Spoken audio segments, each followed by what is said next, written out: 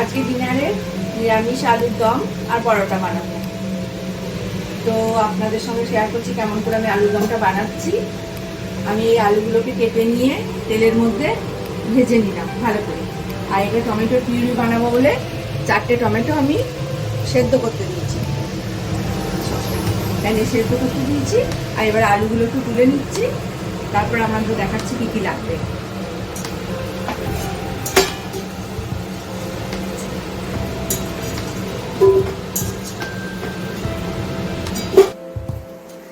দেখুন আলুর দমগুলো বানানোর জন্য কি কি লাগবে। এখানে এই কাজু বাদামগুলো ভেজে রেখেছি, এটা কিন্তু আমি বেটে নেব। আর লাগবে একটু দারচিনি, একটা শুকনো লঙ্কা, 4টে এলাচ,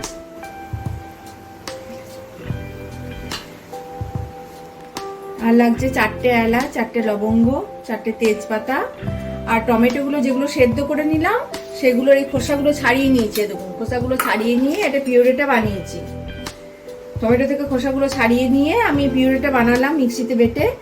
আচ্ছা, ধনেপাতা কুচনো লাগবে, হিং লাগবে একটু, হলুদ গুঁড়ো, আচ্ছা টক দই বড় চামচের 2 চামচ, 1 চামচ ধনে গুঁড়ো, 1 চামচ জিরে গুঁড়ো, একটু কসুরি মেথি আর 1.5 চামচ মতো আদা বাটা, এগুলো আমার লাগবে। তেলেতে একটু হিং দিলাম, দেখুন অল্প করে একটু হিং দিয়ে দিলাম। তারপরে আমি এবার তেজপাতা, আচ্ছা তেজপাতা, দারচিনি, শুকনো লঙ্কা আর এলাচ, লবঙ্গ এগুলো দিয়ে দিলাম। এবার আদা বাটা দিচ্ছি।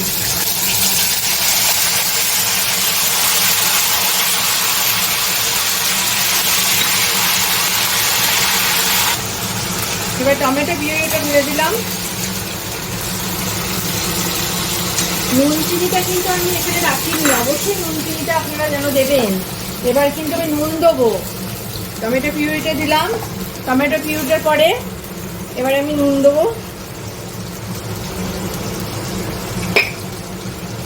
তারপরে এটা একটু টমেটো পিউরিটা ভাজা ভাজা হলে তারপরে আমি টক দই আর মশলাগুলো দেবো। একটু ভাজা ভাজা হোক এটা, তারপর টক দইটা দেবো।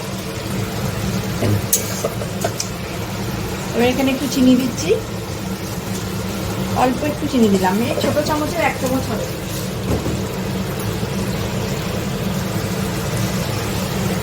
এবার জিরে গুঁড়োটা দিচ্ছি, ছোট চামচের 1 চামচ।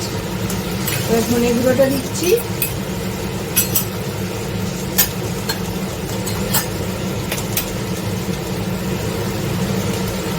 এবার একটু ভাজা ভাজা হোক, খুলে টক দইটা দেবো।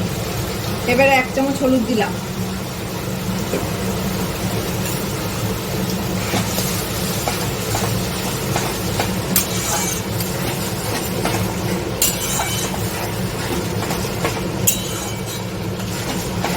একটু এটা ভাজা হলে হালকা একটু যখন তেল ছাড়বে তখন আমি দইটা দেবো। এবার মশলাটা একটু ভাজা ভাজা হয়েছে, গ্যাসের ফ্লেমটা একটু কমিয়ে দিয়ে আমি আলুটা দিয়ে দিচ্ছি। ভাজা আলুটা যেটা ভেজে রেখেছিলাম সেটা দিয়ে দিচ্ছি।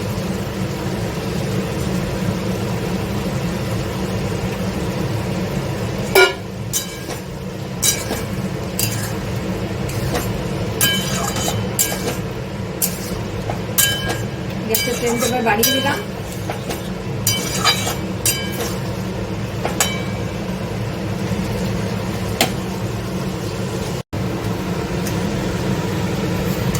এবার আমি বড় চামচের 2 চামচ টক দই দিয়ে দিচ্ছি।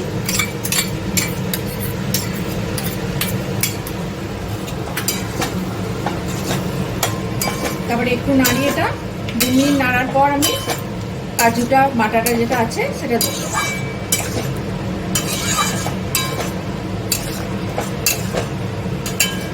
গ্যাসের ফ্লেমটা বাড়িয়ে দিলাম। যখন কোনো কিছু দিচ্ছি তখন গ্যাসের ফ্লেমটা একটু কমিয়ে দিয়ে তারপরে আবার বাড়িয়ে দিচ্ছি। এবার একটু ভাজা ভাজা হলেই আমি কাজু বাটাটা দেবো।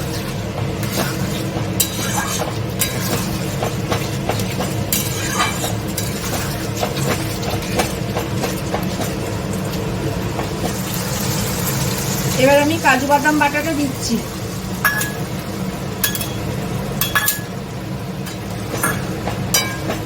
এটা একটু নেড়ে নিয়ে আমি একটু জল গরম করে রেখেছি গ্যাসে, একটু জল উষ্ণ গরম করা জল আছে, এটা একটু নাড়া হলেই তারপরে আমি একটু ভাজা ভাজা করি, আমি গরম জলটা দিয়ে দেবো।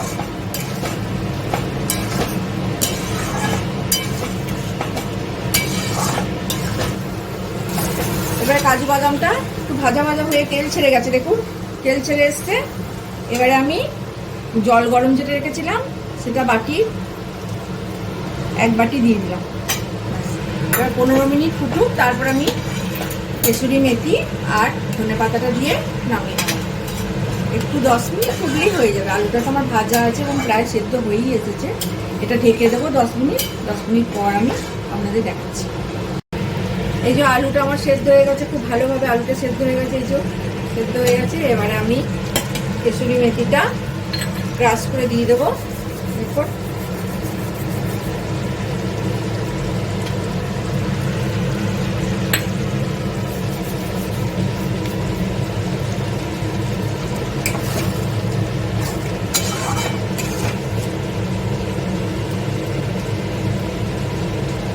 আবার ধনে পাতাটা ছড়িয়ে দিলাম।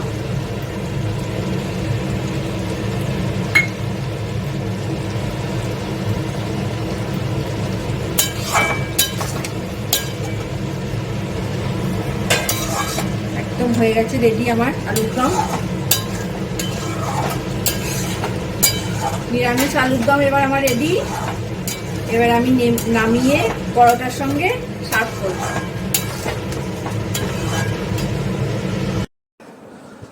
এখন আমার ডিনার বানানো হয়ে গেছে। এবার আমি আমার শাশুড়ি মাকে খেতে দিতে যাচ্ছি। উনি তো পরোটা খান না, তাই ওনাকে রুটি দিলাম। আজকের জন্য এইটুকুই।